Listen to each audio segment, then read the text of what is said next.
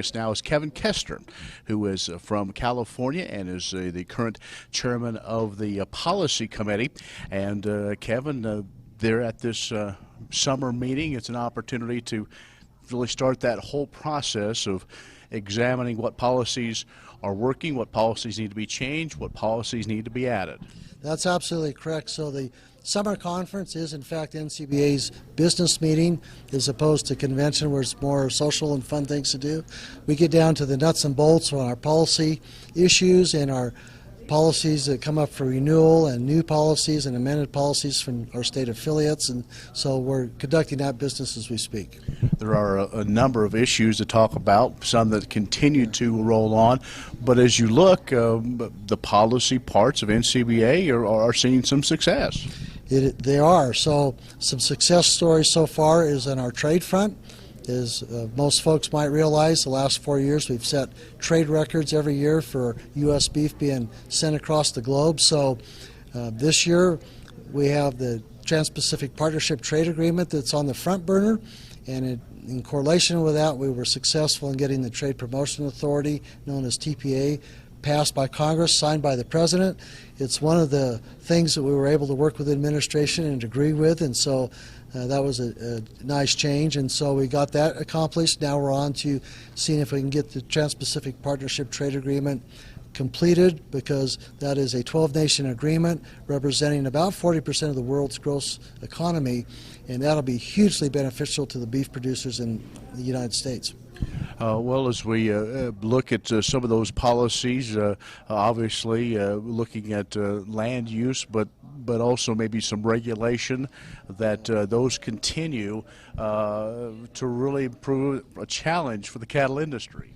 The U.S. Environmental Protection Agency, the EPA, has been a thorn with their rulemaking this year, and so as I hope a lot of producers are aware, the administration just finished rolling out the final ruling on the waters of the United States, and the rule turned out to be our worst expectations. So at this point, National Cattlemen's Beef Association, along with a number of other ag and industry companies, are going to file a legal action against the EPA, and hopefully we can stall and preclude that rulemaking from being implemented, because if it does being implemented over time, it's going to be disastrous for a great many of our producers.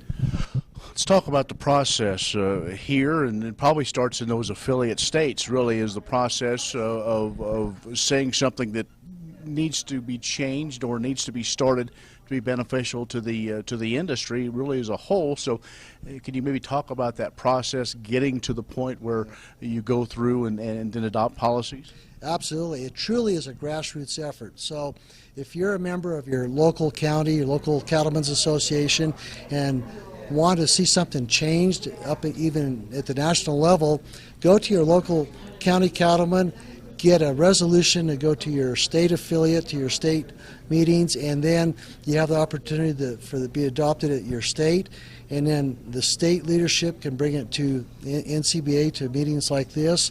And I promise you, it is not that hard. People don't realize it, but if you have a true passion and want to see a policy changed or create new policy, if you start at your grassroots local level, go through your state, and the state presents it to the NCBA on the appropriate policy committee, and it gets voted on by the board, individual grassroots members can truly affect change, and it's very gratifying, and I've done it myself, and it's really quite an experience to be able to see the fruits and results from hard work. And our membership policy committees, our policy committees are truly grassroots driven, and so if states and local members want to affect change, it's not as hard as one thinks, and if you're a part of the process, you can truly change the course. All right, Kevin, before we let you go, you said you're from California, and we all know the situation that California has been in now for an extended period of time. Those of us in the Midwest dealt with drought and had a big issue there, but maybe tell us where you're located and the situation that your operation has been going through. I'm from a little ranching community called Parkfield, California, population 18.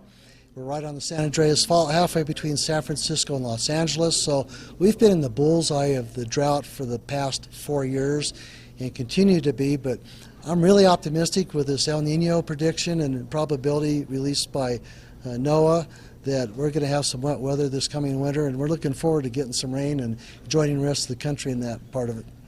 Well, I guess, talk about the state. You know, Governor Brown has made a lot of executive decisions when it comes to water, and so you being involved in agriculture, maybe talk about the perception as you're out talking with people and folks in the city. Are there misunderstandings among Californians and others on the West Coast, folks like you that are dealing with this drought? There are. This drought has brought up the perfect example of the lack of communication between urban people and agriculture. So for 4 years, agriculture in California has suffered the consequences of lack of water with a drought.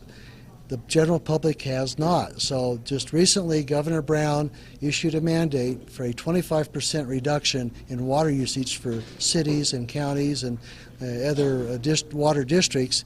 And that caused a huge uproar that continues in California, because now, for the first time, the everyday consumer is forced to recognize that there is a drought and that they may not be able to go out on their nice green golf courses anymore or have a nice green lawn in front of their house. Something we've been dealing with that's hugely affected our businesses for 4 years. So for the past 4 months in California, the general population's finally come to realize that we truly do have a mega drought.